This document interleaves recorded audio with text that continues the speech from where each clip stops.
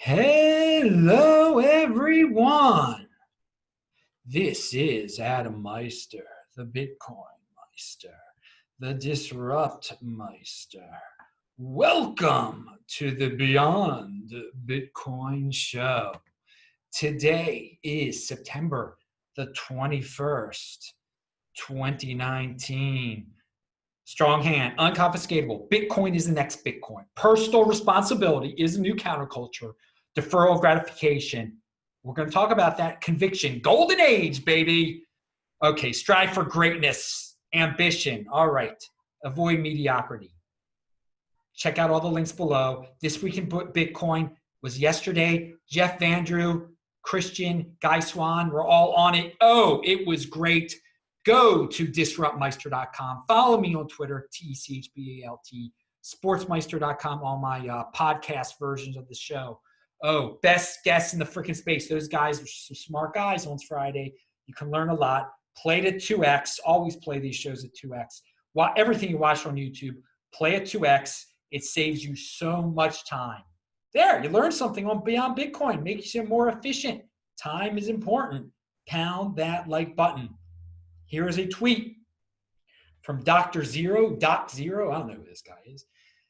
And remember, this is the Beyond Bitcoin show, so we're going to talk about a lot of subjects that don't exactly pertain to Bitcoin, but I'm going to tie Bitcoin into a lot of things today. We are going to talk about MMT, modern monetary theory today. Oh yeah, very interesting stuff lately. I've been learning about that. So, but let's get to this tweet.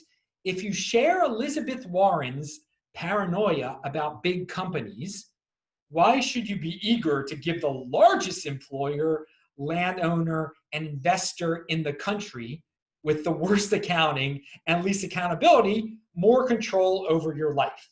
Okay, so the person is asking, if you're like, Elizabeth Warren, well, she tells everyone she's not a big fan of big companies. She likes to scapegoat them publicly, at least. Who knows what she really thinks? But her public persona is blame the big companies. Blame them. Let's tax them. Let's steal from them. And this person is wondering, well, you don't like big companies. You don't like, they're too big, but you're down with the big bureaucracy. You're down with the United States. You trust the United States. You trust governments. And they've clearly shown they're least accountable, and you want to give them more control over your life. And the reason for this is 80%ers believe that government is a magical entity, exempt from normal standards. So what? The government hires a bunch of inefficient people. The government seems to waste a lot of money, but they're better than private corporations. And that's what people think. That's what the 80%ers think. And the people, it's easy to blame these corporations. They're profit seeking. The government isn't profit seeking, so they're good. They're good. They're virtuous if they're not trying to make a profit. And everyone else is saying they're good. And that's collectivism is the default. Individualism is the accomplishment. Personal responsibility is a new counterculture. People want the government to take care of them. That's the bottom line in all of this. So they're going to default to that. Well, the government's like my parent. The government's like my mother and my father. How can they be? They're right. The big businesses are sinister. So I'll stick with it. They don't see the logic in that. If they don't like big, faceless organizations, big organizations. That the government is the worst of them all. But hey, whatever, that's their choice. They can default to their collectivism. And the more of them that do that, that's fine. You go to individualism. You have a chance to beat them in the game of life, basically. Be more, every opportunity that they're too scared to jump on, you jump on. So you're winning there.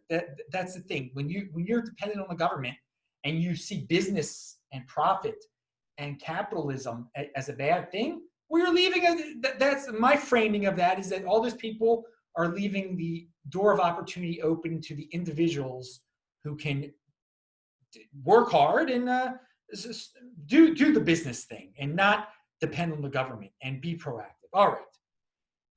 So let's talk about one of my big things in life that I think all of you have gotten by now is that you've got to avoid the noise in life. And in this internet era, in this social media era, in this golden age, there is a lot of great stuff you can learn on the internet. The information age is great, but with the increase of access to useful information comes the increase in exposure to totally useless information. And you can just get caught in a downward spiral of living your whole life in the noise, okay? In the cryptocurrency space, it's crypto noise. There is so much crypto noise and FUD that's just a complete waste of time. And all these catchphrases, that buzzwords that you shouldn't even worry about, but people get hooked into it and it just totally wastes their time. But overall, in general in life, because of the internet, the information out there, the attention economy, people go down the path of noise and virtue signaling and fitting in to this world of noise. The more fake outrage that you have, the more attention you can get, the more you can feel like you can fit in. But it's not productive attention. It's not productive at all. So there is and these so-called news outlets, they know that the fake outrage noise stories, they sell. They sell. When you hit the emotional trigger points in people, they're going to click. They're going to get obsessed with it. They're going to want more of it. So with all that in mind, the Baltimore Sun has an article about a restaurant called the Chop Tank in Baltimore. I guess it's in downtown Baltimore. And again, I'm from Baltimore originally. I'm in Tel Aviv right now. I'll be back in Baltimore on Thursday, though, for a few weeks before I go to Australia. More on that later in the next show, I guess. But so the Chop Tank had a sign that says their dress code. Now, again, the Chop Tank is a restaurant. They have private property rights. I believe that. In this world of noise and virtue signaling, one of the things that people have quickly forgotten about is property rights. Property rights, that's a core important belief of mine, value of mine. If it's yours, you can do what you want to do on it. You don't have to let anyone touch it. You don't have to let someone change it, because it's yours. They shouldn't be able to change it. It's yours. It's your property. It's your house. If you own a house, you just don't let anybody in your house. It's your right. It's your property. And they should respect that. If they say, "Hey, can I come in your house?" and you say no, well, then that's normal. I mean, come on. But in this day and age, there are a lot of people who've forgotten about that, and it was fake outrage. So they don't understand property rights anymore. So the sign gave a dress code, and I guess this started out on Twitter, which is the home of fake outrage and noise if you use it the wrong way. And they said it was racist, the dress code. You couldn't wear baggy pants, or you couldn't wear sunglasses at night. And everyone was picking up on this story. I couldn't believe it. It started out in Baltimore, and of course they felt guilty about it. And if sunglasses wearing people, if they can't get into the Chop Tank, okay? If the Chop Tank won't let sunglasses wearing people in, if the sunglasses wearing people in the middle of the night don't like that the Chop Tank doesn't like them, then go to a place that that lets you eat with your sunglasses on in the middle of the night in Baltimore City, okay? Just go to another place and compete. Open up a restaurant that caters to people that wear sunglasses at night. Compete. Don't complain. But people just love to pile on when they think they can virtue signal and get more hits, and who knows what it all means. But it's such a simple thing to me, but yet it becomes a tremendous story. So my takeaway from this is, again, I only linked to the Baltimore Sun story. I didn't even look at the Twitter conversations and all the emotion involved in it. Hey, just avoid the noise in life, and that is a huge source of noise. Stories like that. I mean, how many of these impulsive people would rather spend on restaurant. I mean, it's a restaurant. Who cares? It's not like a life. It's not like a hospital. You don't have to go to the restaurant. The restaurant is one of the biggest luxuries of the Western world, of your privilege. I mean, because everyone, it is a great, I don't like to use the word privilege, but to live in the United States, you live in a better life than most everybody on the planet, okay? And to be able to waste your money on a restaurant and have a choice of restaurants to go to. And then to complain, well, these people are horrible people, they're racist because they posted a dress code. They don't want certain people to dress a certain way in their own restaurant. And I just wonder how many of these people are complaining about income inequality, eating at these expensive restaurants, and then at the end of the day, blaming everyone that it's someone else's fault that they're so poor or they're not as rich as Bill Gates. I mean, it's a fantasy world, but it's in this golden age, the positive framing you can get in all of this, in this world of you're so comfortable, people are so comfortable, they find things like this to complain about and to become obsessed about. So don't waste your time being obsessed with things like that. Be productive in that time period. Watch videos at 2x, learn from them.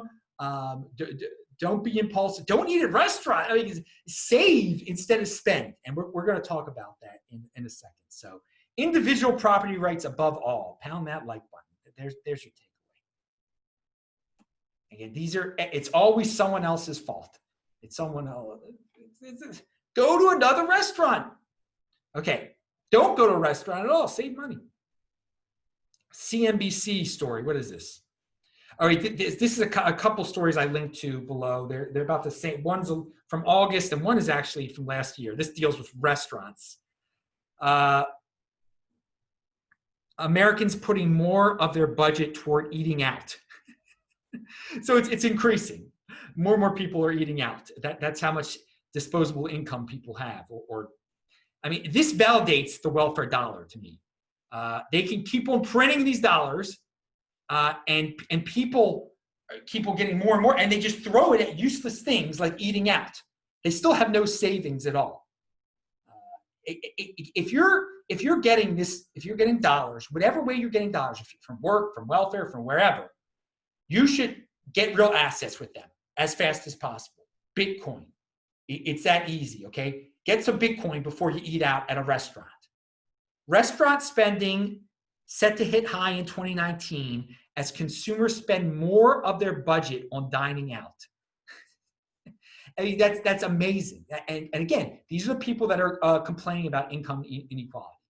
They don't have the first clue about what savings is and what spending is, okay? What assets are and what stuff is. And they're confused. They keep on getting more and more stuff, and they're wondering why people they don't have assets. They're wondering why they're in the financial predicaments that they're in. How about that? And this is another thing. And the other link is restaurant.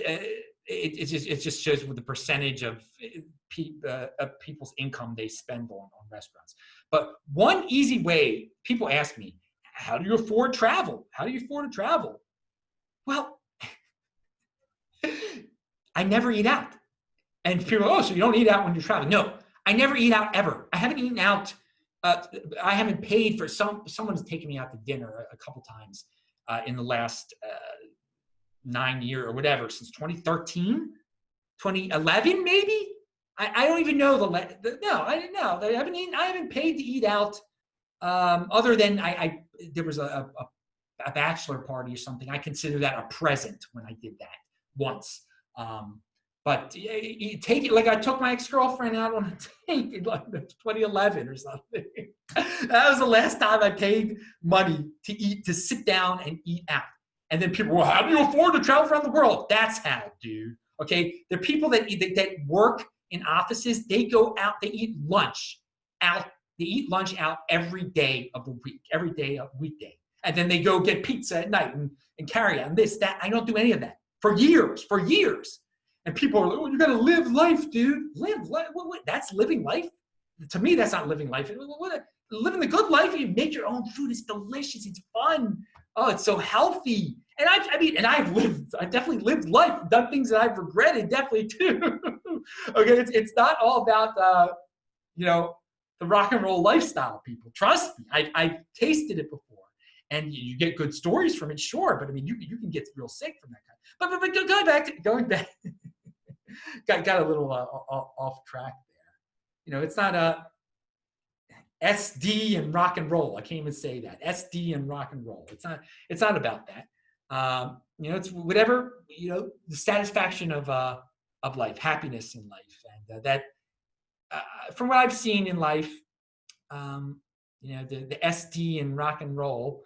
It can be fun. You can get a buzz off of it for a while, but you get burnt out, and there's little meaning behind it in the end of the day. But yeah, now we're going to talk about MMT, modern monetary theory, okay? Which has actually been, it's gaining popularity because of AOC, okay? And so a lot of people, me, including myself, when I heard about it, that she was the one promoting it, I was immediately turned off by the entire thing, because you associate her with socialism, and then you associate MMT with socialism. Now, I will say this very quick. MMT definitely is associated with statism. No doubt about it. It is statism. Okay, so I'm not a statist. I don't like the government interfering in the economy. Okay, but, and this is a very big but. I like big buts. Since 1971, the United States have been off the gold standard, and you can't deny that the dollar is a total statist creation since then. It's backed by nothing. It's totally backed by nothing. Just belief in the dollar, belief in the United States. They print it, they borrow it, they whatever it. So get that down. 1970, and we're not going back to 19. There's no gold standard. That's it. I know a lot of the doomers think one day, they've been dreaming of that for 50 freaking years. Okay, not happening. So the reality on the ground is that we really are living in a modern monetary theory world right now. Okay, we're really that's what the dollar is right now. They just print it, whatever, and you can describe the way they print it any way you'd like to. It has nothing backing it but the United States, and people believe in it. They get welfare in it, and they're not going to stop believing in it. And a lot of people, people just don't want to admit that. They think people should be smart enough to understand that it's just a piece of paper. How can they keep believing in it? Well, they keep using it they want all this stuff. They want to keep on going out to restaurants and every night of the week. And thus, they're not going to just say, well, the thing I'm using to pay for the restaurants is worthless now. No, they're hook, line, and sinker into that. They're not going to change that paradigm in their head. Now, going to the MMTers again. I want to say, oh God, I really jumped around here a second. Hang on a second.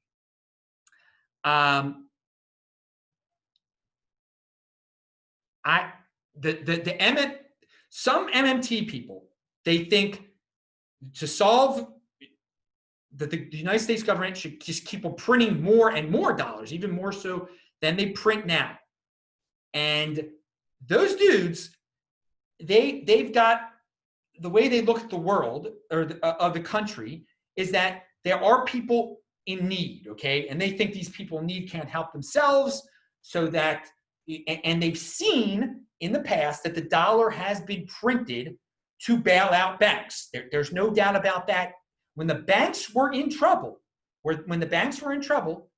they were given money. They just new money was printed out and given to them.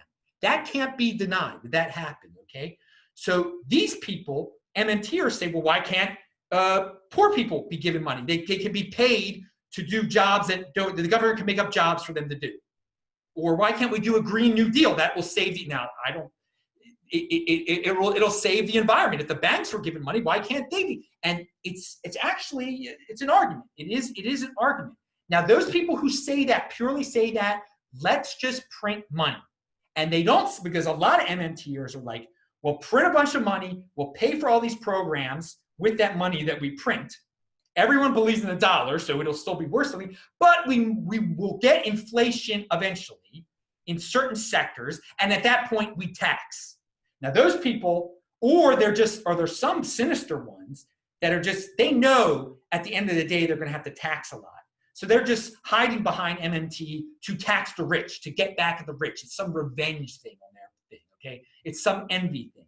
Those people, no, I'm not down with them. But if you really think that the United States can print a bunch of money and to pay for some programs, and then if inflation starts, then you just stop printing the money. That would be the way to stop the inflation. You stop printing money totally, and then inflation. Those people, okay, I've got no issue really, not a major issue with those people, because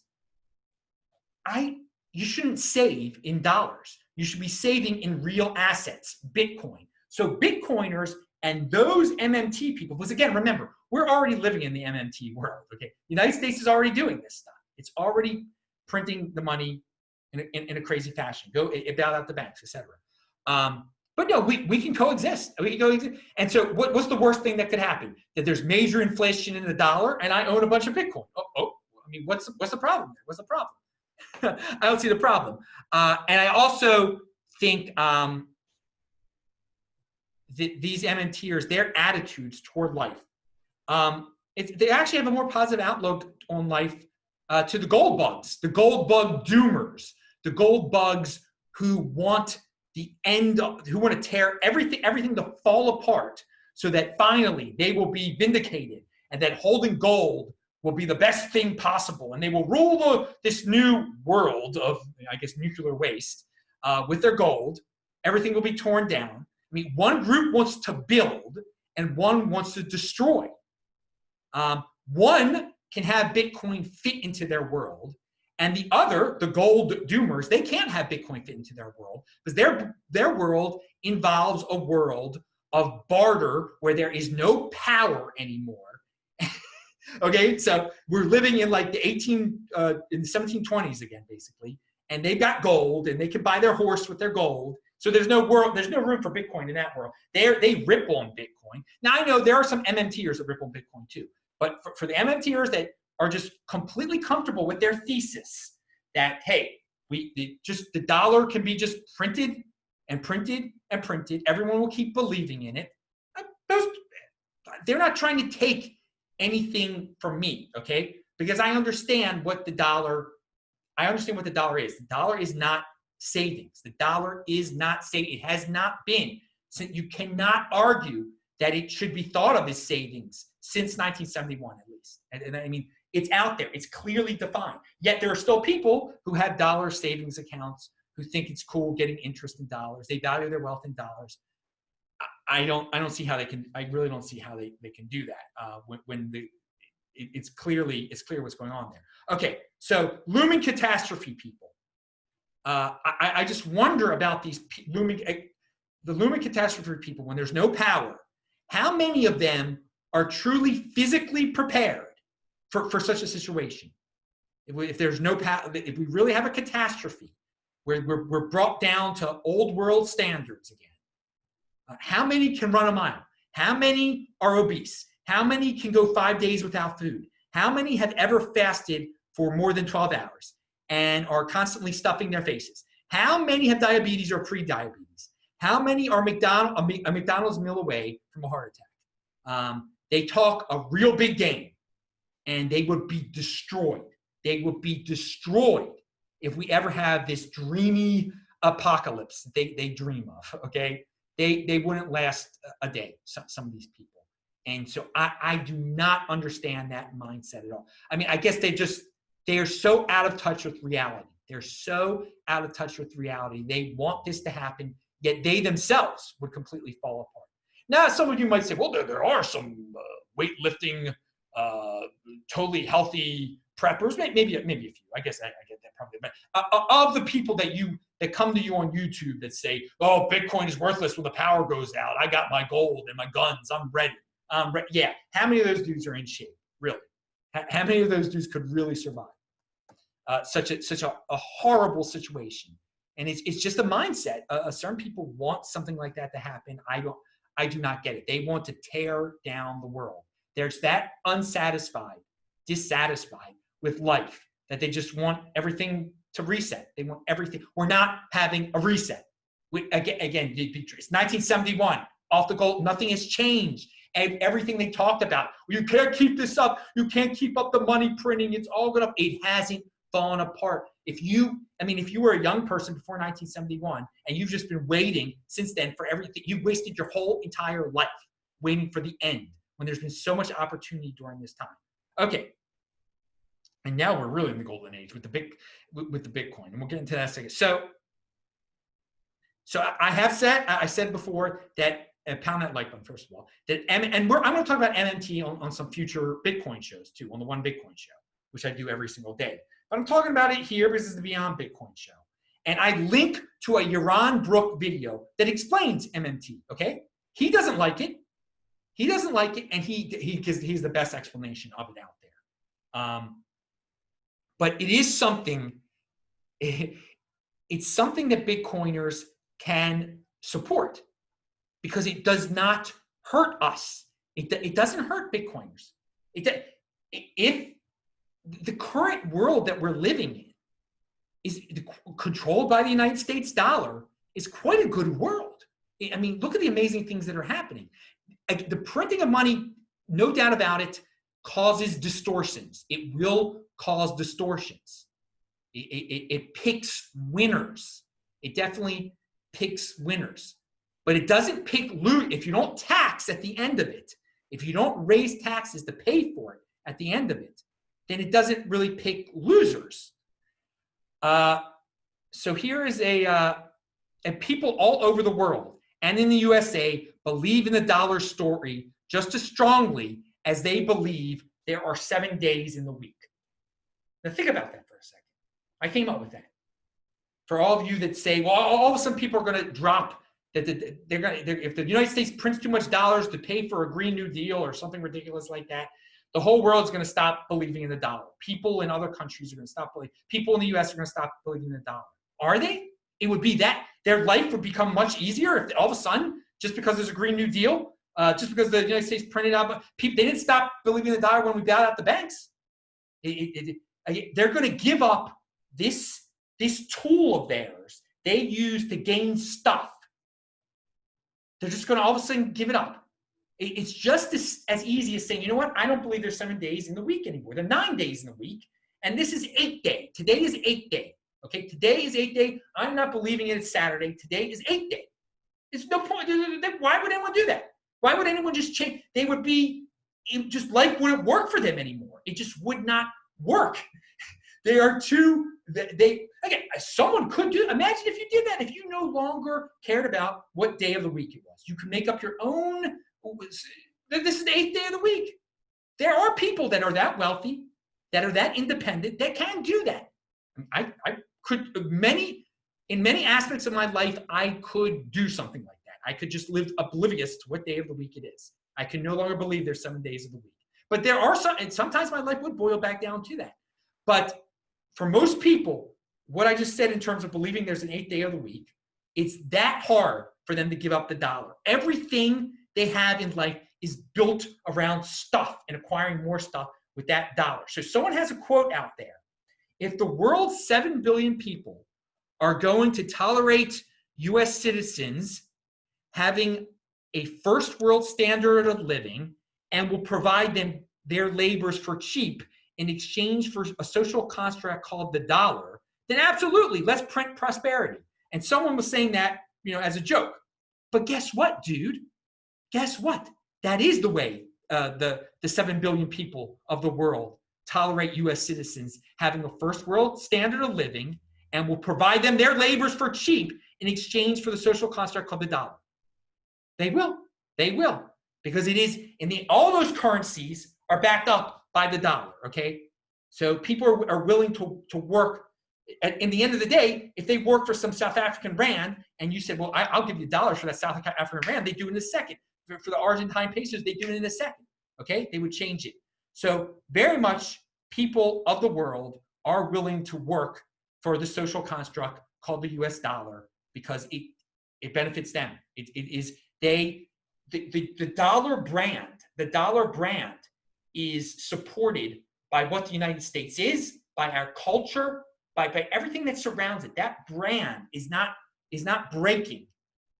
People aren't going to change their minds just because some more of it is going to be printed.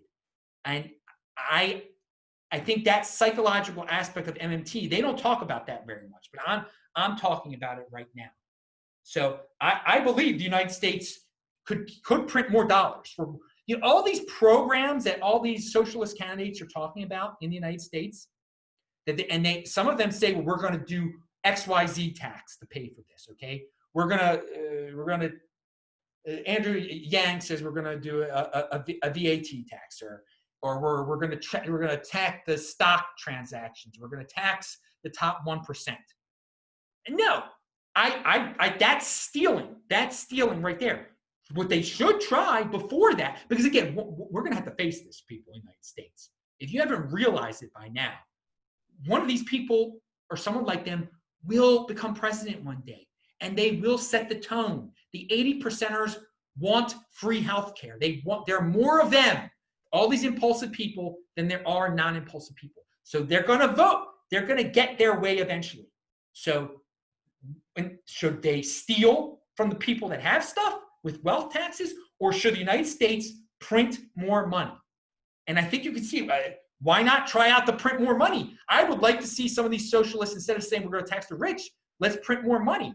And the scary thing that might make people sick to their stomach is that the one person who suggested something like that is AOC.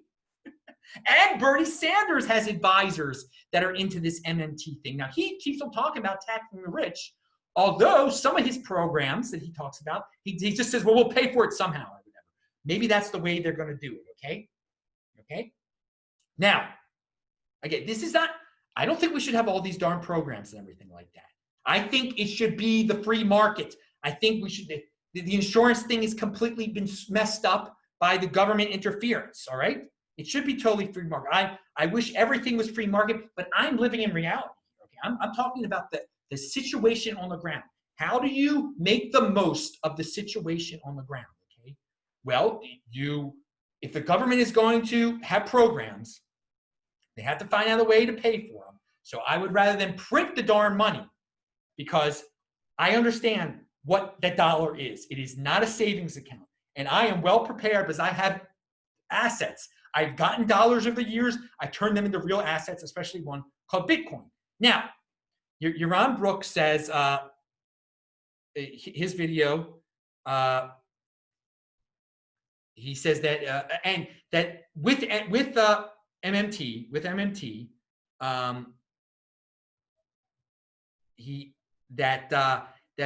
he actually, in his explanation, he says that what the MMT fans say is that, we've been talking, Peter Schiff has been talking about gold going to 100,000 for years, and it hasn't happened. It hasn't happened, and the United States has clearly printed more and more money. So why hasn't gold gone to 100,000 in years? So that's one of the things the MMTers say, and Yaron Brooks says that they're right about that. They're right about that observation, and he says though that it will cause distortion, it will cause inflation eventually in certain parts of the economy.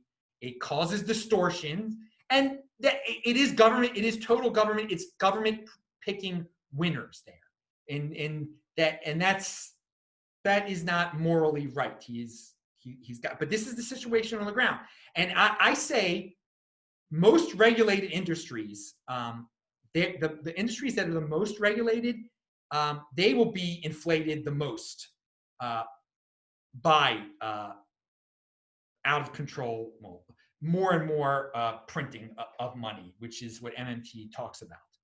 Now, again, there are some MMTers that say, well, then once the inflation happens, that's when we tax. Now, that's the part I don't like, because you could just stop the money printing at that point. And not all of them say, we have to tax at that point. Again, me talking in a non-negative way about MMT does not mean I think we should tax people. I definitely do not think we should tax people to pay for these ridiculous programs.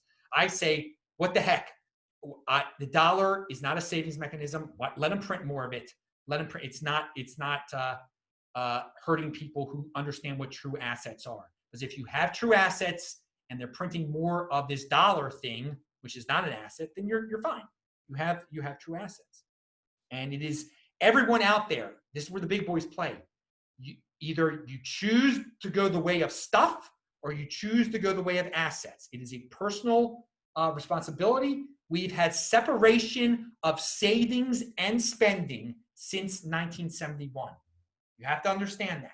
The dollar is for spending. The dollar is for spending. It is not a savings mechanism. You can use it to spend to buy savings mechanisms, okay? There you go right there. But you should not be saving in dollars. You should not think if you've got $100,000 in the bank that that's real wealth, because who knows what could happen. Now, again, we haven't inflated it away, hyperinflated it away. We will never hyperinflate it away. The United States will never have hyperinflation, never, just because the brand is that strong. There is psychology behind this, people. I know what some of you are saying. Well, mathematically, if they did X, Y, and Z, it's not happening. It's the whole. I've traveled this darn world. They want to be the United States everywhere. Everyone emulates our culture. Everyone emulates the culture of the West, of England. When I say and England could pull this thing off too. They could have MMT with the. They could have MMT with the pound. And Jeremy Corbyn, Yamach Shmo V'Zikro. Pound that leg fun. Jeremy Corbyn, that monstrous individual, I believe he believes in this type of thing. Now, again, obviously I'm no fan of his. I just said something in Hebrew about him that's I think some people enjoy. But yeah, it can work. Certain countries have a brand. Certain countries can do this because people are hooked on their currency. They are hooked. They could try out this money printing thing because money, the fiat money is not. It's not wealth. It really is not wealth. It is a way to transact. It is definitely a way to transact. All right, you need real assets. So, again, MMT. First, they spend. They spend money into existence. They print money. That is a core belief behind it. The government spending. That's what creates the money. There you go, and that is what creates the U.S. dollar. And so many people worship the state so much and are dependent on it that it has value.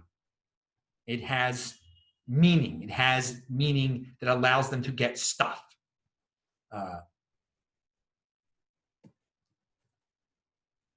Now, if this keeps going, by the way, if MMT really picks up and does cause inflation in certain industries, it's going to in certain very regular. I mean, in healthcare, in eating out, I'm sure that's a very highly regulated industry, dining industry.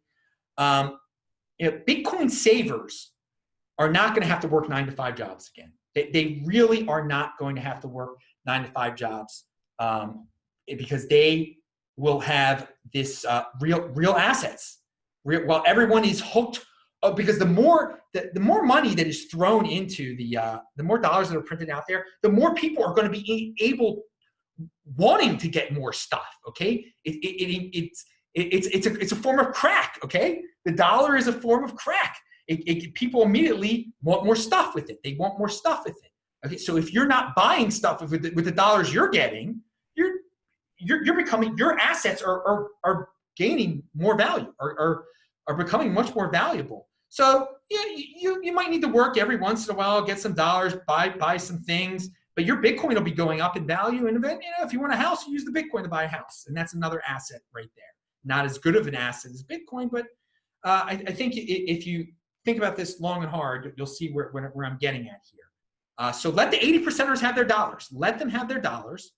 Let them value their wealth in dollars. Good. We can all get along. If we're going to have all these government programs, which by 2024, something's going to happen, whether it be reparations, whatever, then just print it. Don't tax me. Don't take from me. Just print it. Print more dollars. Let's see what happens, because we're already in that world where we've been printing dollars for quite some time that are backed by nothing. And what's the worst that has happened? We've become even a more powerful, technologically advanced country. Now, again, it is true that probably without the government interference, we've become even more powerful. More things would be accomplished. Okay, it causes distortions. I'm not doubting that, but we're in a statist world. You can opt out of it by getting into Bitcoin. You can opt out of it by getting into Bitcoin and just with popcorn, watching the statist world go by and see if the MMT thing works. And of course, voicing your concerns when you talk about it, say, okay, print your money, but you get that, but you don't get to tax us now, okay? If you start to, that's when you're going to run into some social problems. And people, in terms of the way the United States is set up now, if they said, well, we're just going to print money to pay for all these programs, I think people will be like, okay, I'll vote for that guy. But then, well, we're going to have to tax the middle class to do that. Then there's the problem. There's a problem. We still have that cutoff there. So very, very interesting times we're living in here. And I have listened to these MMT guys. This weekend I watched some videos and everything, and some of them are very liberal. There can be no doubt about it. And they're doing themselves a disservice when they make it political. When they make it political, it turns people off, and like it turned me off initially. You think it's a complete scam joke when you hear when you hear it coming from certain people's mouths, just because they believe in other things that are nonsense. But there are some that are like, no, this isn't left or right. It's statist. There's no doubt about that. It's statist. It's just a different way of looking at the dollar.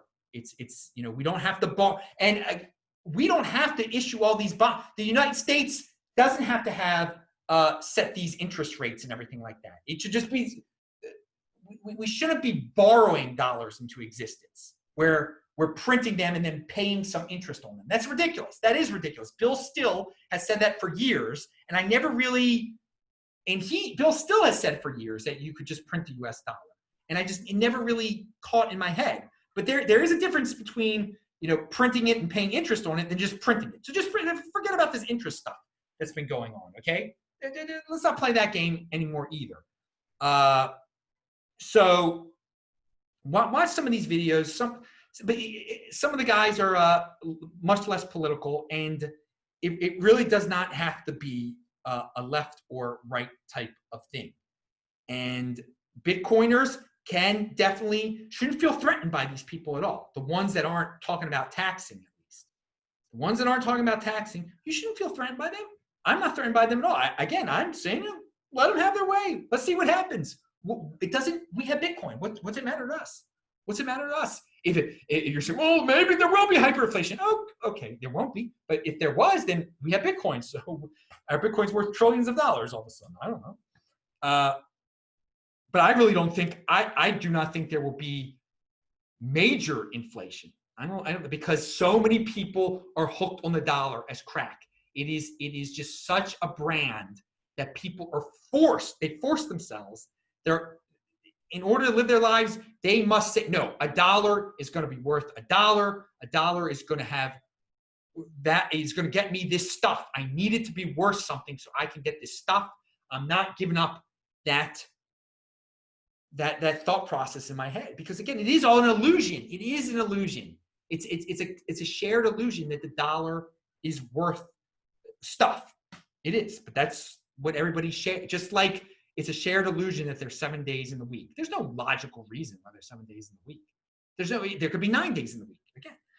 All right. So yeah. And one thing about the Yaron Brook video that it just shows how people don't pay attention, that they get very emotional right away. And they think something is left or right, and then they just stop paying attention. And there's in the Yaron Brook, who does not like MMT, but he describes what it is very nicely. Video link to below. People read the comment section. People are getting angry in his comment section for him being a fan of MMT when he's clearly not. But they stop. I mean, maybe that's just that's the state of listening comprehension in the world today. Classic.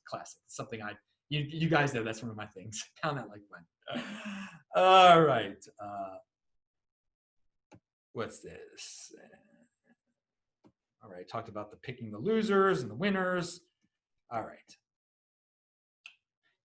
Ben Shapiro's show had the rapper Zuby on it.